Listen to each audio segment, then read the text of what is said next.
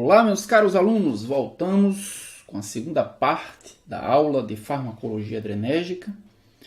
Agora iremos falar sobre os agonistas e os antagonistas adrenérgicos diretos, ou seja, aqueles que agem nos seus receptores específicos, alfa 1, alfa 2, beta 1 ou beta 2, de forma a proporcionar alguma ação, no caso dos agonistas, ou inibir a ação da noradrenalina, no caso dos antagonistas adrenérgicos.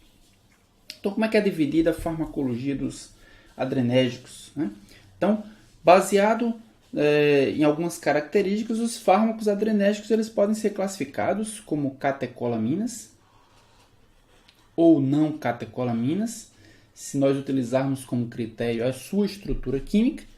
As catecolaminas, como nós vimos na aula passada, são a adrenalina, noradrenalina, a dopamina e a isoprenalina.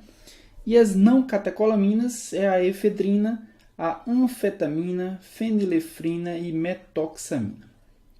Baseado no seu mecanismo de ação, os fármacos adrenérgicos eles podem ser classificados em fármacos de ação direta, no caso da tiramina e da anfetamina, os fármacos de ação direta, no caso das catecolaminas e da fenilefrina, e aqueles de ação mista, no caso da efedrina e metaraminol, ou seja, tem uma ação direta e também tem uma pequena ação indireta.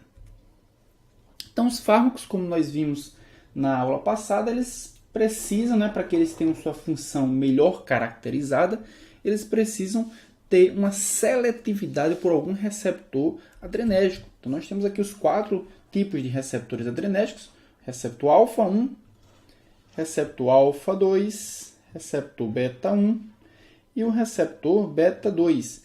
E alguns fármacos para a gente poder analisar aí a sua seletividade. Bem, noradrenalina e epinefrina, como nós sabemos, não tem seletividade nenhuma. Então, eles agem em receptores alfa 1, alfa 2, beta 1 e beta 2. É óbvio que eles possuem uma afinidade maior por um do que por outro. Por exemplo, a norepinefrina possui maior afinidade por receptores alfa. A epinefrina, maior afinidade por receptores beta. Na verdade, isso foi o que distinguiu os receptores em 2 tipos, em 2 grupos, alfa e beta. Não, mas eles apresentam falta de seletividade e agem em os 4 receptores. No caso do isoproterenol, como nós podemos observar que ele apresenta uma maior seletividade com receptores beta, então é beta seletivo. Só que dentre os subtipos de receptores beta, ele não apresenta nenhuma seletividade, nem por beta 1 nem por beta 2, ele age igualmente com a mesma potência em beta 1 e beta 2. Mas nós podemos observar aqui uma característica: ele não atua em receptores alfa, nem alfa 1 nem alfa 2. A fenilefrina é um fármaco que tem ação apenas em alfa 1, então é um fármaco alfa 1 seletivo. Não age em alfa 2, não age em beta 1, também não age em beta 2. Então, como nós sabemos, os receptores alfa 1 eles são encontrados principalmente nos vasos sanguíneos. Por serem encontrados nos vasos sanguíneos, eles são responsáveis pela vasoconstricção. Então, a gente vai ver qual a ação da fenilefrina no caso de promover a vasoconstricção. A clonidina é um fármaco que age seletivamente em alfa 2. Receptores alfa 2 são receptores inibitórios que inibem a liberação de noradrenalina na fita sináptica. Então, se um fármaco é agonista alfa 2, ele impede a liberação de mais noradrenalina. A clonidina é um fármaco muito importante para impedir que a noradrenalina promova aumento da pressão arterial. O salbutamol, assim como a terbutalina, eles possuem ação beta-seletiva, muito mais beta 2 do que beta 1. Eles agem também em beta 1, ou seja, agem no coração, mas eles agem muito mais em beta 2, que é encontrado no brônquio, na região bronquiolar. E a dobutamina, ele não age nem em alfa 1, nem em alfa 2, ele age apenas em receptores beta, mas ao contrário do salbutamol e da terbutalina, tem uma maior afinidade por receptores do tipo beta 1, em contraposição aos receptores beta, ou seja, a dobutamina age principalmente promovendo ações no coração, em detrimento das ações no brônquio. E aí surge 3 perguntinhas básicas para podermos entender como é que esses fármacos podem agir, né? Primeiro, dos medicamentos que nós vimos na tabela passada, qual deles é recomendado para o tratamento da asma? Para tratar a asma, nós precisamos utilizar fármacos que sejam agonistas beta-2, né? Então, os receptores beta-2 encontrados na árvore brônquica, encontrado na musculatura do brônquio, promovem uma broncodilatação. Então, os agonistas beta-2 promoverão broncodilatação. Será que adiantaria utilizarmos um agonista beta-2 que tivesse ação em beta-1 também? Ele iria promover uma broncodilatação, mas, como reação adversa, promoveria taquicardia, aumento da frequência cardíaca, aumento também da força de contração, né?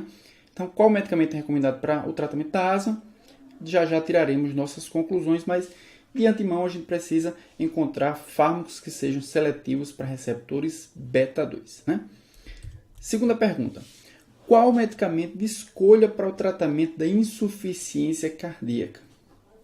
O que a noradrenalina faz? A noradrenalina é um neurotransmissor simpático, age no coração promovendo o aumento da frequência cardíaca e aumento da força de contração, né? Ele age em receptores cardíacos do tipo beta-1. Então, fármacos que são úteis para insuficiência cardíaca, ou seja, para aumentar a força de contração, para aumentar a frequência cardíaca, precisa agir seletivamente em receptores beta-1.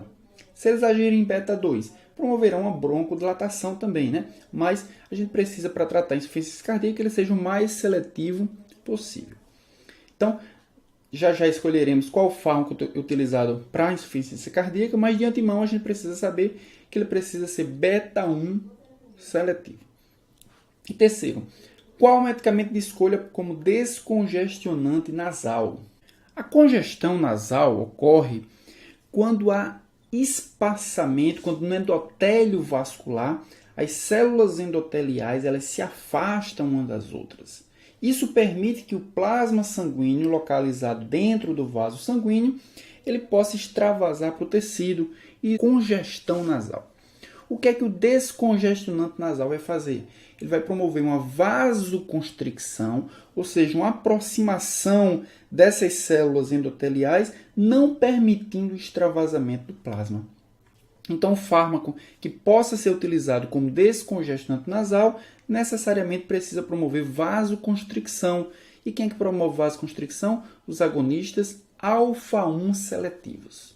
Alfa-1 seletivos. Então, os descongestionantes nasais, eles vão promover uma vasoconstricção, né? Então, vamos escolher agora quais os fármacos, né, que podem ser utilizados para cada um dessas indicações que a gente viu anteriormente. Como a gente havia falado, a adrenalina e noradrenalina, eles não têm grandes indicações, a não ser o choque anafilático, né? No choque anafilático, a gente precisa realmente de uma ação simpática generalizada. Então, o tratamento de choque é utilizado utilizado como fármacos a adrenalina e a noradrenalina, né? O isoproterenol. Então, a gente viu no slide passado que o isoproterenol ele é um fármaco beta-seletivo, mas ele não é nem beta-1 nem beta-2. Ele age igualmente em beta-1 e igualmente em beta-2. Ele foi utilizado como broncodilatador por agir em beta-2, mas por agir em beta-1 ele tinha graves efeitos cardíacos. Então, ele é um broncodilatador obsoleto, né? A dopamina age em receptores dopaminérgicos e age também em receptores beta-1. Tem como indicação tratamento de choque, tratamento da insuficiência cardíaca, né? Então, o que a gente está procurando é um fármaco que possa agir na insuficiência cardíaca, né? Então, por exemplo, nós temos a dobutamina. Dobutamina é um fármaco beta-1 seletivo. A gente viu ali, né, na tabela passada que a dobutamina age como agonista em receptores beta-1. Então, ela vai promover um aumento da frequência cardíaca e um aumento da força de contração. Teria, então, portanto, uma indicação no tratamento da insuficiência cardíaca congestiva. Então, encontramos nosso primeiro fármaco, o fármaco utilizado no tratamento da insuficiência cardíaca congestiva, né? Então, vamos olhar os demais fármacos. Fenilefrina. Fenilefrina é um fármaco utilizado como agonista de receptores alfa-1, usado em receptor, ele age como agonista em receptores alfa-1, portanto, ele promove uma vasoconstricção, o que é procurado para descongestão nasal. Né? A congestão nasal, eu havia falado, é resultado de uma vasodilatação, e essa vasodilatação distancia as células endoteliais, abre espaço para a passagem do plasma. Né? Então, fenilefrina é utilizado topicamente, né, para promover uma vasoconstricção e, consequentemente, ele pode ser indicado como descongestionante nasal. Então, encontramos nosso segundo fármaco, o fármaco descongestionante nasal. É isso? Metoxamina também pode ser utilizado, também age em alfa-1 seletivo, só que ele tem outra indicação, tratamento da taquicardia supraventricular. Né? Clonidina, ele age em receptores do tipo alfa-2, é um agonista alfa-2, ou seja, ele inibe a liberação de noradrenalina. Então, ele vai ser utilizado no tratamento da hipertensão arterial. Né? Metaproterenol age em beta-1 e age em beta-2, utilizado no tratamento do broncoespasmo. Terbutalina e o salbutamol, ele age como agonista seletivo beta-2. Então, beta-2 encontrado nos brônquios, como a gente viu. Ao agir nos brônquios, a noradrenalina promove uma broncodilatação. Se terbutalina e salbutamol agem em beta-2, ele vai promover também, portanto, uma broncodilatação. Né? Então, os fármacos utilizados como broncodilatador seletivos são terbutalina e o salbutamol, né, dos que a gente viu na tabela passada. Né? Ritodrina age em beta-2, é utilizado no tratamento de crianças hiperativas. Anfetaminas a gente vai falar mais adiante nessa aula. E a efedrina, né, age em receptores do tipo beta-1, ou seja, em receptores cardíacos, e é utilizado para o tratamento da asma e também como descongestionante nasal. Então, vamos agora entrar nos antagonistas adrenérgicos. O que a gente viu são fármacos que se ligam nos receptores adrenérgicos, seja alfa ou beta, e promovem uma ação semelhante à encontrada com a noradrenalina. O que nós vamos ver agora são os fármacos que se ligam nos mesmos receptores, mas não promovem ação nenhuma, ou seja, eles bloqueiam a ação da noradrenalina. Então, vamos primeiro ver a classificação. Então, a classificação, os fármacos antiadrenérgicos, eles podem ser classificados em fármacos de ação direta, são aqueles que agem diretamente no receptor, e os fármacos de ação indireta. Né? Na próxima parte, na terceira parte dessa aula, nós veremos todos os fármacos que têm ação indireta, sejam eles agonistas ou sejam eles antagonistas adrenérgicos. Né? Os de ação direta podem agir em receptores alfa, e aí a maioria deles agem apenas em alfa-1, bloqueiam apenas alfa-1, por isso que nós classificamos eles em bloqueadores alfa-1 reversíveis e bloqueadores alfa-1 irreversíveis. Né?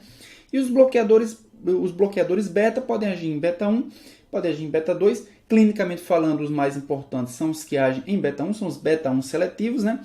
Nós temos os beta-1 não seletivos, que além de beta-1 agem também em beta-2, o que não é pretendido, já que agir em beta-2, bloqueando beta-2, nós teremos uma broncoconstricção.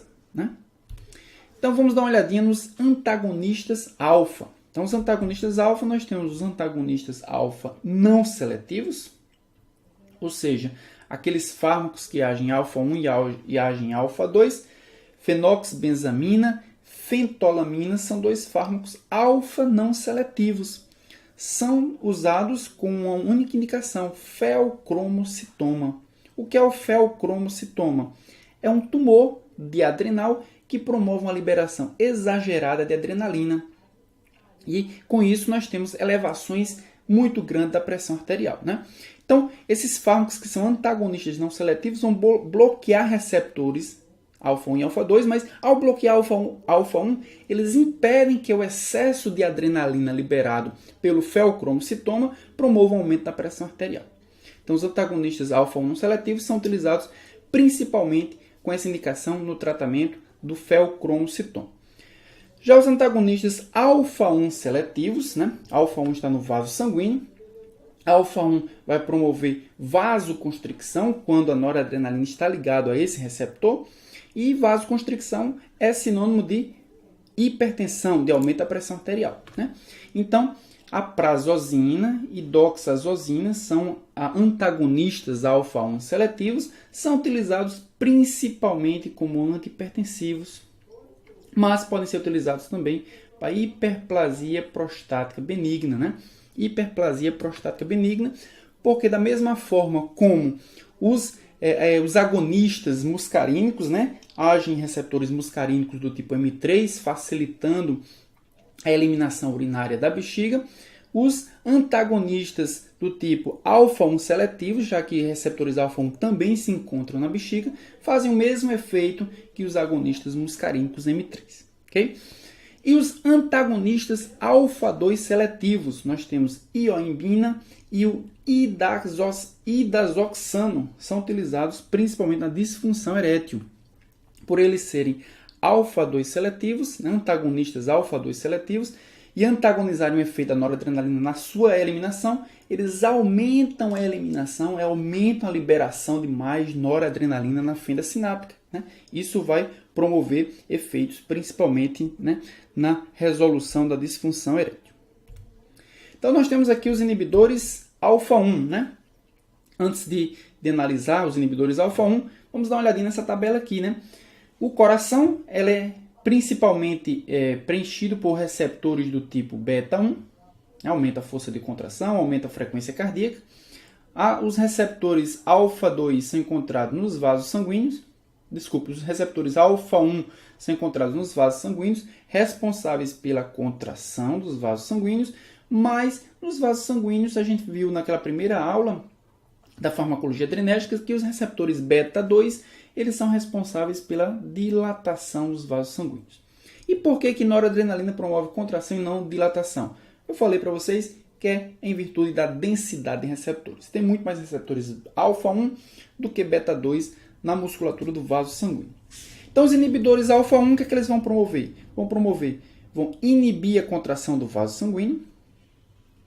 Ao inibir a contração do vaso sanguíneo, eles vão diminuir a resistência vascular periférica, ou seja, vão diminuir a pressão arterial. Pessoas que têm hipertensão, os inibidores alfa-1 podem promover redução da pressão e regulação da hipertensão arterial.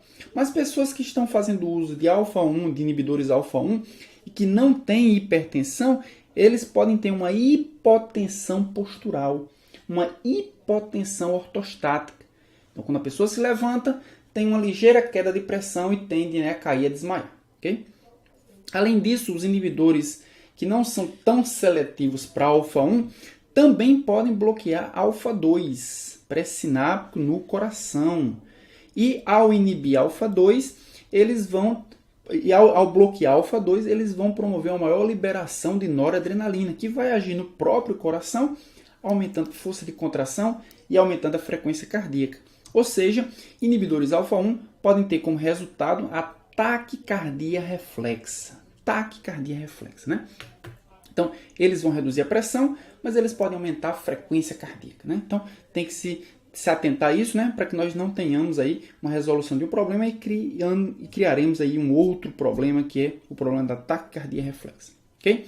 Os inibidores beta. Os inibidores beta, nós temos os beta-1 seletivos, que vão inibir a força de contração, vão inibir os receptores beta-1 no coração, vão diminuir a força de contração, vão diminuir a frequência cardíaca, e isso terá como resultado a diminuição da pressão arterial. Então, os inibidores beta-1 são principalmente utilizados como antihipertensivos. Mas nós vimos que os receptores beta-2 se encontram nos vasos sanguíneos e são responsáveis pela vasodilatação. Então, os inibidores beta-1, os inibidores beta não seletivos, digamos assim, eles inibem beta-1, ou seja, são usados na hipertensão, mas eles inibem também a vasodilatação, promovendo um aumento da resistência vascular periférica e, com isso, um aumento da pressão arterial. Então, quando utilizamos um bloqueador beta, esse bloqueador ele pode ser útil na redução da pressão, se ele for beta-1 seletivo, mas se ele for beta não seletivo, ele pode promover um aumento, pode promover uma redução da pressão arterial por reduzir a frequência e a força de contração do coração, mas ele pode promover um aumento da resistência vascular periférica, ou seja, ele pode não ser tão efetivo assim, né? Aqui nós temos a evolução do desenvolvimento dos beta-bloqueadores, né? O primeiro beta-bloqueador foi o propranolol, né? Na década de 60, né? 1965 aproximadamente, né? Durante esses 20 anos, de 60 até 85 aproximadamente, nós temos o desenvolvimento de diversas outras classes de fármacos, né? Culminando aí, né, com os últimos na década de 90, no carvedilol e o tertatolol, que são fármacos antipertensivos altamente seletivos para beta-1. Quase não agem em beta-2, são altamente seletivos para beta-1, né? E qual a preocupação de se utilizar um bloqueador beta que seja bem seletivo para beta-1 em detrimento do beta-2? Porque ao bloquear beta-2 ele promove uma broncoconstricção, né? Então, como nós podemos observar nessa imagem aqui, o propranolol é um fármaco que não é seletivo para receptores beta, então ele vai bloquear os receptores beta, mas ele vai bloquear igualmente beta-1 e beta-2. Vai agir em beta-1 no coração, mas vai agir em beta-2 no brônquio. Vai promover redução da frequência cardíaca, da força de contração, redução da pressão arterial, mas também vai promover broncoconstricção. Isso não é desejado pelo fármaco, ok? Mas o atenolol, que é um derivado também bloqueador beta, ele também vai bloquear os receptores beta, só que principalmente beta-1, muito pouco beta-2, né? Então, ele vai ter alguma broncoconstricção, mas um efeito tão menor do que beta-1, que até uma pessoa que talvez tenha um problema asmático, um problema de broncoconstricção, talvez não sofra os efeitos, né, do atenolol e resolva aí os seus problemas da hipertensão arterial. Então, os antagonistas de receptores beta-adrenérgicos têm os seguintes usos clínicos, né? Eles são utilizados no sistema cardiovascular, né? No sistema cardiovascular eles são utilizados para angina do peito, para dor no peito, né? São utilizados no infarto do miocárdio também. São utilizados em arritmias, em determinadas arritmias, na insuficiência cardíaca, mas principalmente na hipertensão.